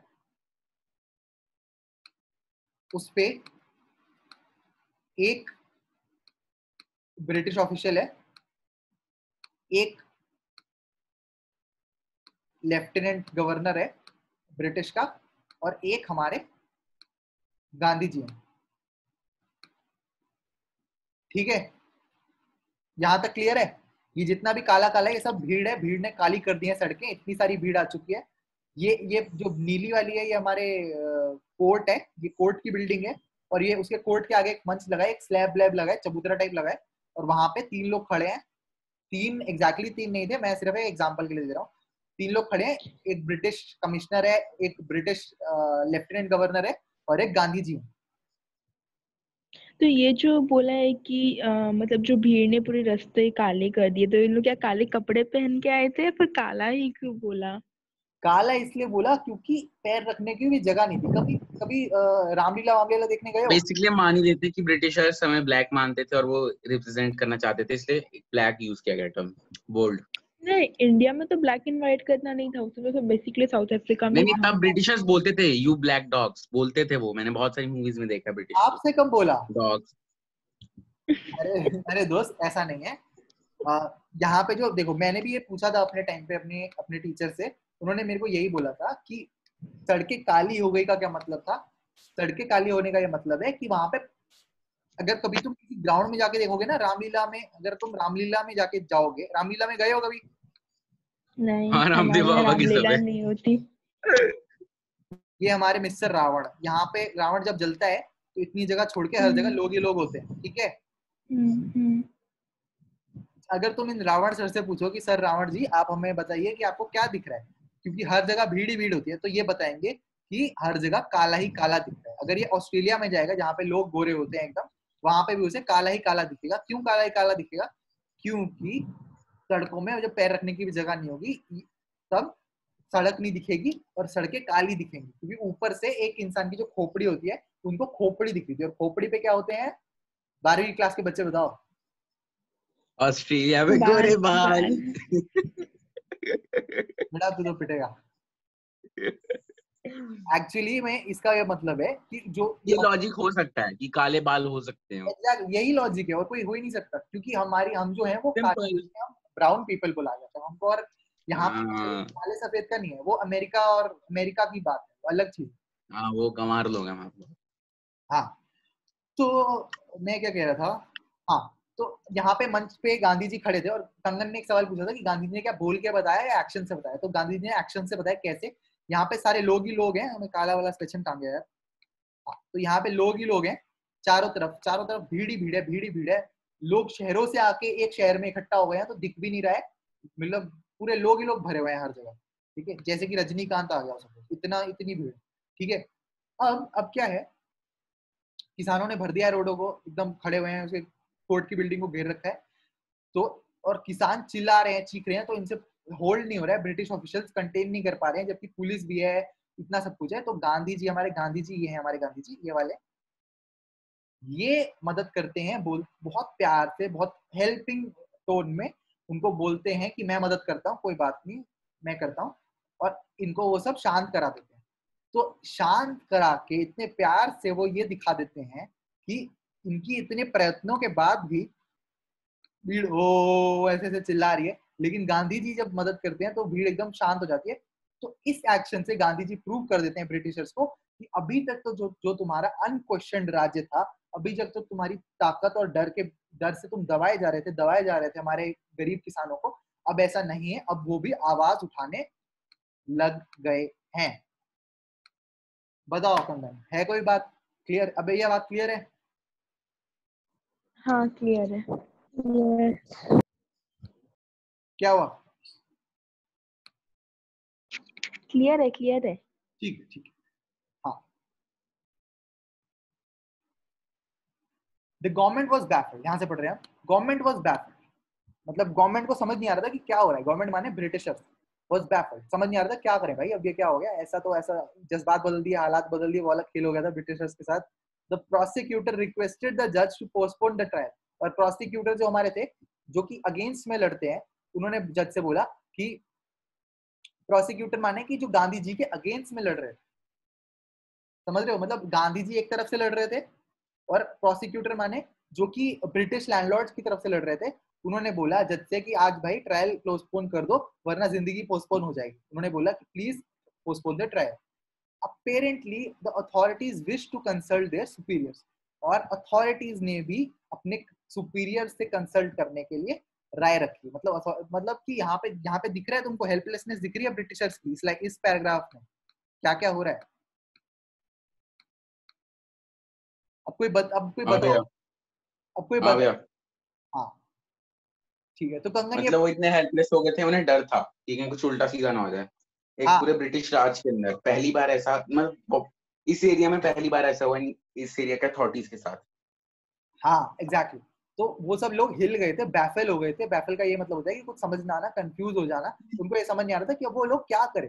ये सिचुएशन तो उनके हाथ से बाहर जा चुकी थी, क्योंकि गांधी जी की सब लोग बात मान रहे थे, और अगर उन्होंने गांधी जी को ही पकड़ लिया आज, अगर जेल में डाल दिया, तो ये लोग तो ब्रिटिशर्स का नामो निशानी मिटा देंगे उस जगह से। मतलब उन लोगों को अपनी जान की भी चिंता होने लगी थी, समझ रहे हो। तो द प्रोसिक्यूटर, और जो कि गांधी जी के अगेंस्ट लड़ रहा था, जो कि ब्रिटिश लैंडलॉर्ड्स के साथ लड़ रहा था, मतलब के लिए लड़ रहा था, उसने बोला जज से कि भाई आज तो कर दे, पोस्टपोन कर दे ट्रायल, वरना खेल हो जाएगा खत्म।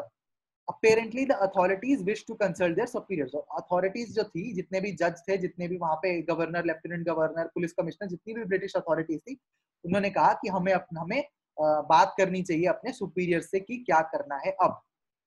ठीक है, Gandhi protested against the delay, और गांधी जी ने कहा ना ना ना, आज आया हूं तो भाई आज आया है तो आज ही लड़ो केस, ऐसे थोड़ी कि रोज रोज आएंगे। उन्होंने प्रोटेस्ट कर दिया कि नहीं नहीं, आज ही, डिले नहीं चाहिए, आज ही करो जो करना है, ऐसी बात नहीं है कि तुम पोस्टपोन कर दोगे, मजाक है क्या। He read a statement pleading guilty, और उन्होंने क्या बोला कि मैं ही गलत हूँ। कंगन, इस लाइन में फिर से गांधी जी बता रहे हैं, अपने एक्शन से दिखा रहे हैं उनकी अपनी पावर को। ओके। ठीक है, क्या बोलते हैं Gandhi ji, he read a statement pleading guilty. उन्होंने क्या बोला कि भाई मैं ही गलत हूँ, मैं प्लीड कर रहा हूँ गिल्टी, मैं ही गुनहगार हूँ। ही वॉज इन्वॉल्व, बोलते हैं कि मैं इन्वॉल्व था, मेरी गलती है, मैंने ऑर्डर को ठुकराया। He told the court in a conflict of duties, और क्यों ठुकराया, कॉन्फ्लिक्ट ऑफ ड्यूटीज मतलब मैं अपनी ड्यूटीज में कंफ्यूज हो गया। क्यों कंफ्यूज हो गया था, on one hand not to set a bad example as a law breaker, और मैं बिल्कुल भी लॉ ब्रेक नहीं करना चाहता, मैं तो बल्कि एक लॉयर ही हूँ, मैं एक वकील ही हूँ। गांधी जी बोलते हैं अथॉरिटीज, मैं एक वकील ही हूँ। ऑन द अदर हैंड, और दूसरी तरफ मैं ह्यूमैनिटेरियन और नेशनल सर्विस देना चाहता हूँ। मैं इन किसानों के लिए लड़ना चाहता हूँ, उन पे जो अत्याचार हो रहे हैं उनके उसके खिलाफ लड़ना चाहता हूँ। उसका ही मतलब होता है ह्यूमैनिटेरियन, मतलब ह्यूमंस के लिए, मतलब एक काइंड फीलिंग के साथ ह्यूमंस के लिए कुछ करना। और नेशनल सर्विस माने कि अपने देश के लिए, अपने देश के किसानों के लिए लड़ना चाहता हूँ लैंडलॉर्ड्स के खिलाफ, जो कि उनके साथ अत्याचार कर रहे हैं, गलत तरीके से पैसा मांग रहे हैं, कंपनसेशन मांग रहे हैं, और ये 15% का रूल बिल्कुल जायज नहीं है। For which he had come, और बताते हैं कि मैं इसलिए आया हूँ यहाँ पे भी आज। He disregarded to the order to leave, और उन्होंने डिसरिगार्ड कर दिया, और उन्होंने बोला कि मैं यहाँ से अब नहीं जाऊंगा, ना तो ये पोस्टपोन होगा, अब जो आज का केस है वो पोस्टपोन नहीं होगा, not for want of respect of lawful authorities. और क्या क्या एकदम मस्त, यहाँ तक समझ आया था ना सबको, फिर आगे समझाता हूँ, ये थोड़ा कंफ्यूजिंग है, तुम लोग कहीं बह ना जाओ। बताओ, यहाँ तक समझ आया। हाँ भैया, वो मतलब सिचुएशन का फायदा भी उठा रहे थे, उनसे मजे भी ले रहे थे, अपना काम भी करवा रहे थे। गांधी जी सही। एकदम मजे ले रहे थे इस वक्त तो, ठीक है, अपनी पावर दिखा रहे थे। वो बोलते हैं कि नहीं नहीं, गलती तो मेरी है, मैं ही गुनहगार हूँ। मैं गुनहगार इसलिए हूँ क्योंकि मैंने ऑर्डर को ठुकरा दिया जो कमिश्नर ने मुझे भेजा था। और क्यों ठुकराया, because of conflict of duties, मुझे कंफ्यूजन था।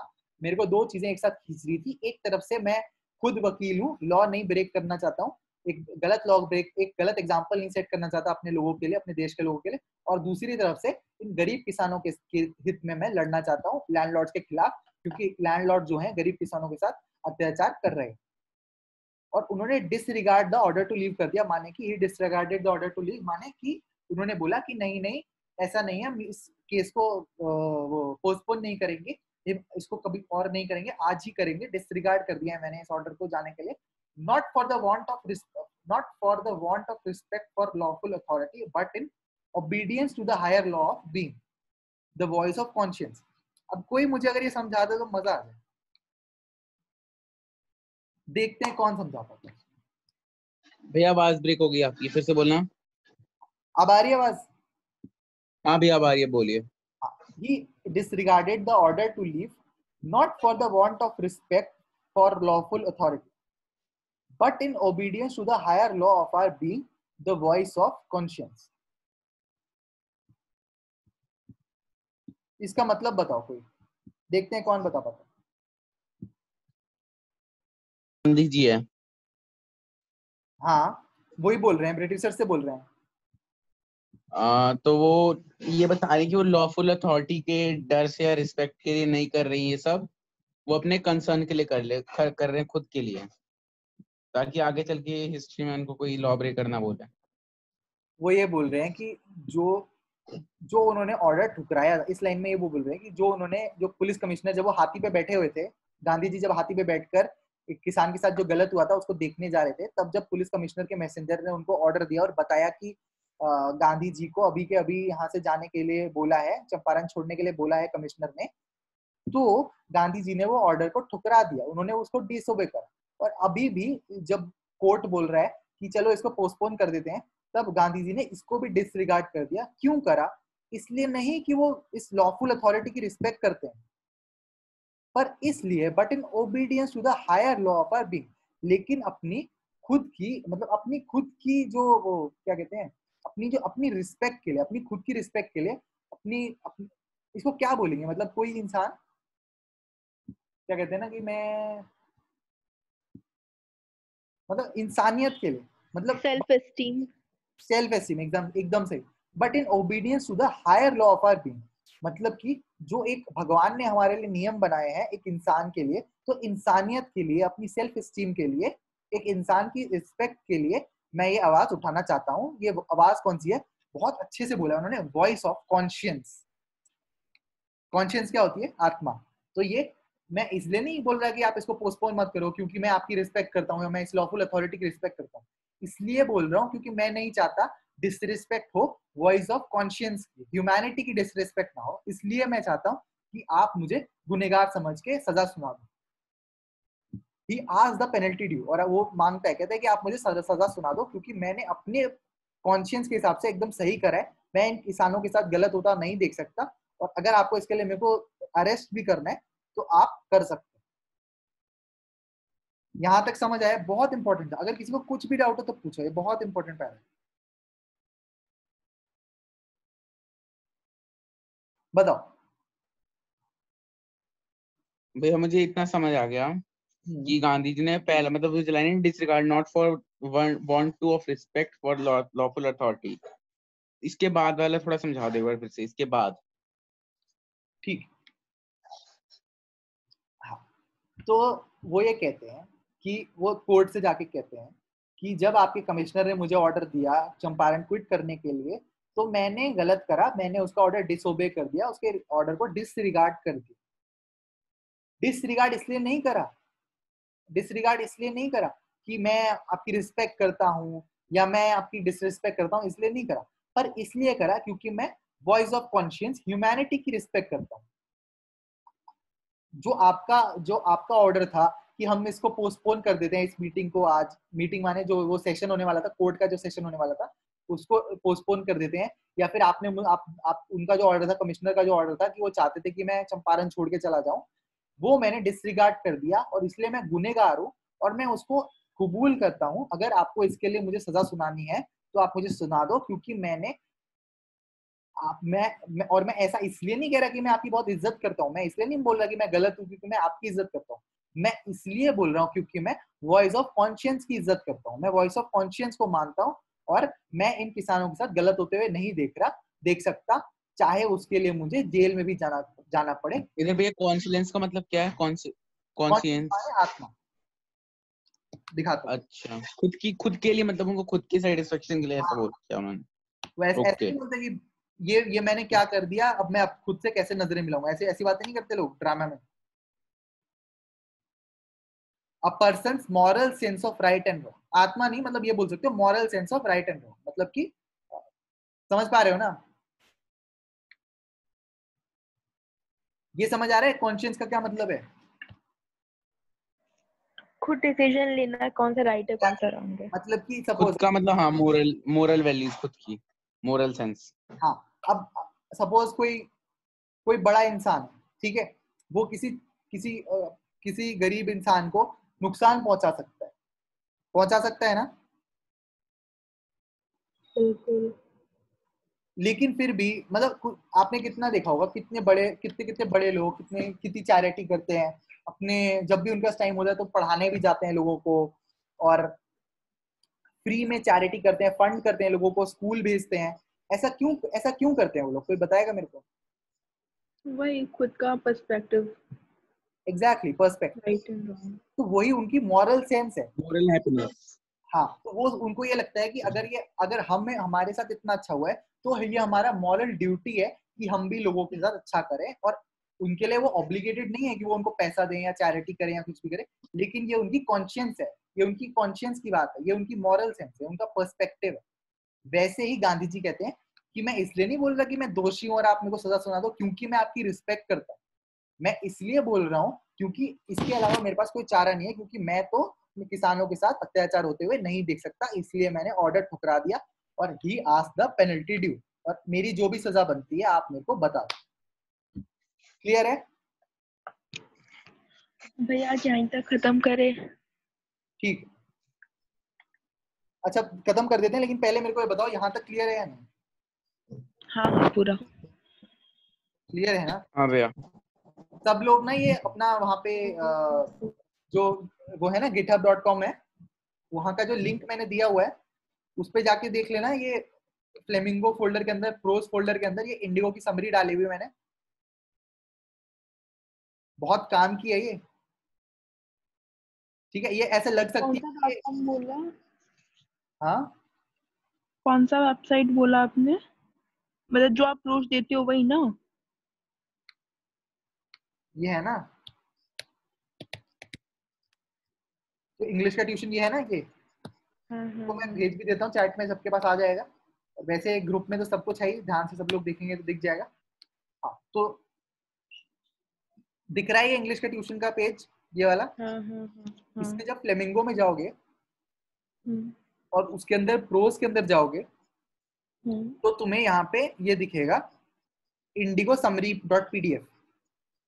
दिख रहा है दीपक, चंदू आपको दिख रहा है? हाँ भैया।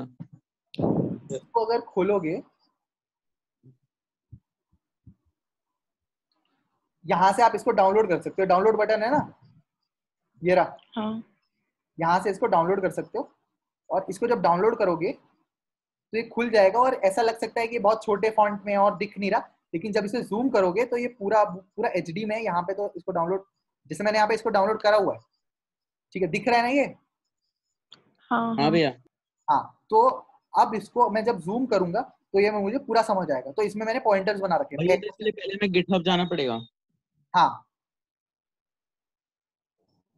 ओके, मैं खोल के रखता हूँ क्रोम में गिटहब पहले से ही। चलो छोड़ो, गिटहब गुटहब मत जाओ, मैं इसको यहीं से ही अभी डाल देता हूँ, तुम्हारे ग्रुप में डाल देता हूँ, छोड़ो।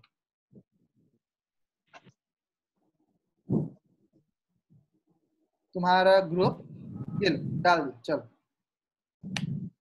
ठीक है। अब आ गया ग्रुप में, तो इसको जब खोलोगे तो तुम्हें दिखेगा कि ये ना पॉइंटर्स बने हुए हैं। सबसे पहले क्या हुआ, दिसंबर 1916 में लखनऊ में Gandhi ji was attending annual convention. तो ये एक तरीके से पॉइंट्स बनाए हुए ताकि तुम्हें फ्लो याद रहे कैसे कैसे चल रहा है, ठीक है, आसानी के लिए, ताकि तुम्हें पूरा चैप्टर ना पढ़ना पड़े, ठीक है। हाँ काम का है ना ये या नहीं? बिल्कुल, हाँ ऑब्वियसली। ठीक है, ये चलो। बहुत अच्छा है। 10 मिनट पहले रिवाइज करने के लिए। बिल्कुल वैसे बना, हाँ बिल्कुल। भैया ऐसे और चैप्टर्स के भी हैं? थोड़ा थोड़ा बनाता जाऊंगा यार, जैसे जैसे टाइम मिलेगा। अभी देखो, इस अभी तक तो किसी चैप्टर में बनाने की जरूरत पड़ी नहीं मेरे को इसके, क्योंकि इतने मुश्किल नहीं थे। भैया रेड ट्रैप का बना दीजिए ना। हाँ भैया, रेड ट्रैप बहुत बिल्कुल सही बोला इसने, रेड ट्रैप का बना दीजिए। रैट ट्रैप का तो मैंने समरी कार्ड बनाया था ना। ऐसा वाला फिर भी अच्छी। ऐसा चाहिए। चलो देखते हैं, टाइम मिलेगा तो यार बनाते हैं। अभी तो इतनी अच्छा वैरायटी सामने रख के मैं कंफ्यूज हो रहा हूँ, मैं कहाँ से पढूं। अरे सबसे पढ़ो यार, ऐसा थोड़ी। और अभी तक ये बताओ, बस हम 2 मिनट में इसको एंड करते हैं। अभी तक बताओ कि अभी तक कैसा लग रहा है, मतलब समझ आ रहा है चीजें? हाँ अभी थोड़े हाँ दिन भैया। ऐसा हो सकता है कि हम इसको ऐसा कर दें और वो वीकेंड वाला कर दें, मतलब हो सकता है 1 हफ्ते बाद, क्योंकि शायद मेरी शिफ्ट का चक्कर चल रहा है। माने कि अभी मेरी डे शिफ्ट चल रही है ना, उसके बाद हो सकता है कि मेरी नाइट शिफ्ट हो जाए, तो शायद शायद मेरे को ऑफिस जाना पड़े, तो शायद हम इसको वीकेंड कर दें अभी, लेकिन कुछ पक्का नहीं है। वीकेंड में अच्छा अभी चलो, जब जब होगा तब बता दूंगा तुमको, लेकिन अभी कुछ पता नहीं है। तो मेरे को मतलब पढ़ाना छोड़ मत देना। नहीं भाई, हाँ ऐसा नहीं करेंगे, जरूर पढ़ेंगे, ऐसा क्यों करेंगे? इतनी मेहनत जो करी है, इतना सब कुछ जो बनाया है, रिकॉर्ड करा है, इसीलिए तो करा है ताकि पढ़ाएं। चलो, हाँ हाँ कोई डाउट्स हैं किसी के पास? पूछना है कुछ, कोई पूछना चाहता है इंग्लिश के बारे में, किसी चीज के बारे में, कुछ भी, अगर कुछ किसी भी चीज के बारे में कुछ भी पूछना चाहता है कोई, पांचों में से, चारों में से? नहीं भैया सब सही है। All set. सब क्लियर है। चंदू आप कुछ पूछना चाहते हो, और कंगन आप कुछ पूछना चाहते हो, नहीं नहीं ठीक है। और पीयूष? नहीं सब क्लियर है। ठीक, पीयूष आप? क्लियर है सर, क्लियर है। ठीक है, चलो इस मीटिंग को यहीं पे हम करते हैं एंड। और एक मैंने डाला था जिसपे दीपक के बहुत खतरनाक कमेंट आए थे, ऐसा ही मैं अरे चाहता हूं, ऐसे ही खुश रहो, ठीक है, इंग्लिश का ट्यूशन वाले बच्चे। तो चलो इस मीटिंग को यहाँ पे एंड करते हैं, बाय, कल मिलते हैं। टाइम वाइम डिसाइड कर लिया करो यार, ग्रुप पे बात कर लिया करो, अपने डाउट्स वाउट्स देख लिया करो। चलो बाय, ओके भैया, बाय बाय बाय। भैया। Bye bye sir. बाय।